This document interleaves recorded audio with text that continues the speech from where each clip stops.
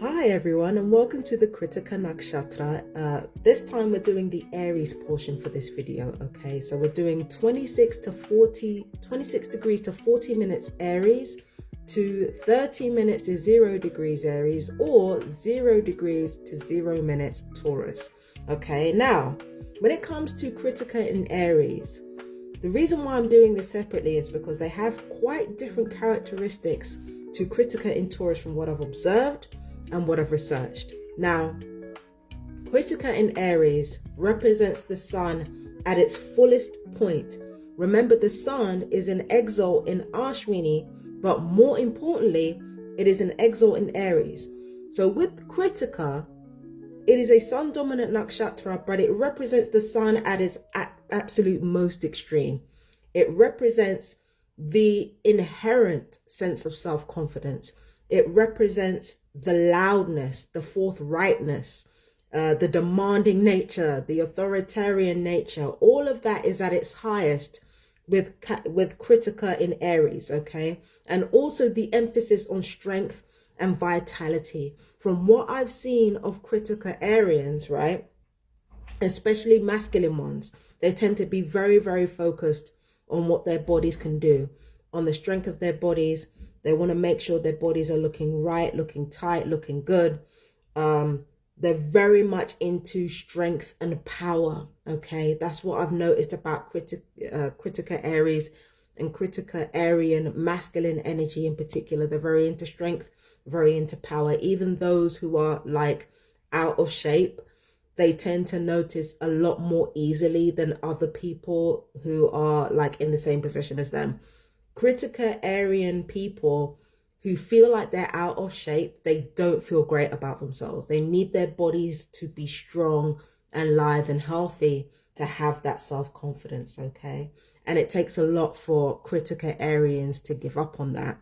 Now, even though Krittika is a sheep yoni, meaning the feminine aspect of the sheep, Krittika in Aries is the textbook definition of the active principle. We're not just talking about masculine energy here, but we're talking about spiritual energy, metaphysical energy. Remember, Krittika is the star of fire, and it literally means the cutters, or to cut, right? So it is something that comes down from heaven. The energy of Krittika can only be described as a type of energy that comes down from heaven and cuts through anything that is not conducive to the creative process. It is divine inspiration. Krittika has this divine inspirational nature to it, which means anybody that it comes into contact with, whether good or bad, it doesn't matter whether Krittika does this through kindness or Krittika does this through antagonizing people. Krittika Nakshatra is an inherently inspirational nakshatra, especially when it's in Aries, because it really fires up the mind, fires up other people's intelligence, fires up other people's fighting spirit. That is something that they provoke in other people. They don't necessarily provoke the worst side of people, but they do provoke dynamism, vitality, a fighting spirit. They can bring that out in people who don't ordinarily show aggression as well. Krittika can bring that out in people. And because Krittika is in Aries, Krittika can also be quite loud. Okay. Krittika can also be quite loud. Now, I used Homer Simpson as an example in, like, it was supposed to be just a stupid post, but because his birthday is in May 12th, he's like actually one example of how Krittika can be quite loud, quite focused on the body, and like quite focused on the strength of the body. Like Homer Simpson is a fictionalized example, but he's definitely one example of how Krittika can be. They can be loud, but again, it doesn't matter if they're pissing people off or they are making people feel good. Krittika is divine inspiration. Krittika can divinely inspire people without even meaning to, and especially Krittika Aries. Now, Krittika can be very intelligent in a sort of pragmatic sense, not in the sense that they know long words or they can articulate themselves, in a verbose way, but more that they can describe things very concisely. There's something about them that can actually communicate extremely effectively. It's not that they don't know more articulate words to use. It's not that they don't. It's just that they prefer not to.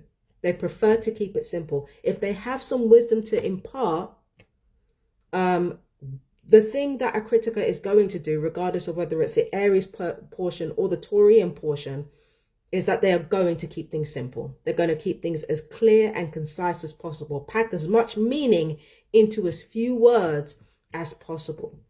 And as a result, yes, people can feel inspired by Krittika.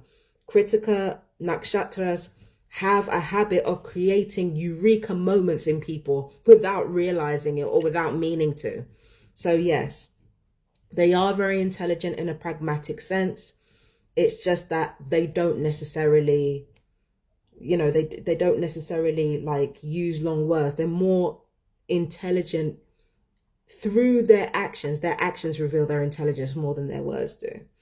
So extreme solar energy, yeah. Like I said, Krittika in Aries can be extremely authoritative. Ironically though, even though Krittika can be loud, it doesn't actually come from a place of insecurity though. It's not a loudness that's insecure or needs to show what a big boy they are. That's not where Krittika's coming from. Krittika feels like they already are the big man on campus. That's how they feel within themselves. So when they are loud and when they are gregarious and when they provoke people, it doesn't come from a place of insecurity. It doesn't come from a place of needing to feel like the big man or the big woman. It doesn't come from that place. It just comes from a very Aryan place of needing to be seen. Do you understand? Of wanting to be seen and of wanting to demonstrate that their actions and their words have no distinction. Okay. Now, beneath Krittika in Aries is very, very astute social understanding. It's kind of one step further from barony, because barony is all about challenging people's egos. In this particular case, what Krittika actually knows how to do is they know how to go one step further, and they know how to integrate themselves with other people. Like Krittika initially, especially when they're younger, they're very good at charming other people. Even the most argumentative and self-destructive Krittika know how to charm other people. They know how to get other people on their side when they want to.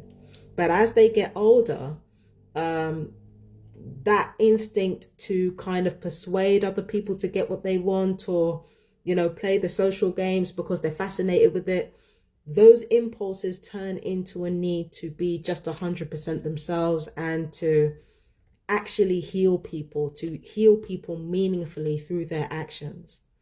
So Krittika starts off being very, very fascinated with social life, very fascinated with like how people operate, and also understanding how people behave socially and politically. They go from being fascinated with that world to genuinely wanting to help and heal people, and especially through their own bodies. They have a thing about trying to heal people physically or even sexually. Like Krittika have a real habit of doing that.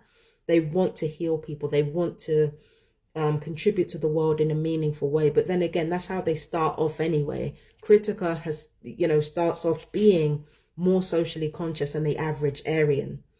And how their lives turn out in the end is that, yes, they become very interested in living a simpler life and simpler pleasures. Yes, that's true. But they also want to heal the world around them. It's Krittika, so the ways in which they do this will be messy, it will be chaotic, but they want to use their naturally inspirational instinct to ultimately heal the world through themselves. They will give themselves to do it. Like as they get older, that's where their instincts lie, even when they don't mean to do it. So yeah, they are romantic and they are nurturing, but they can be temperamental. So yeah, the Krittika Nakshatra, yeah, quite a lively nakshatra, but you know, ultimately there is love there, and there is a powerful sense of inspiration that comes from the Krittika nakshatra. So that was me. That was Empress Justice, and I will see you with Krittika Taurus. Yeah, I'll see you with Krittika Taurus. Take care. Bye bye, my darlings.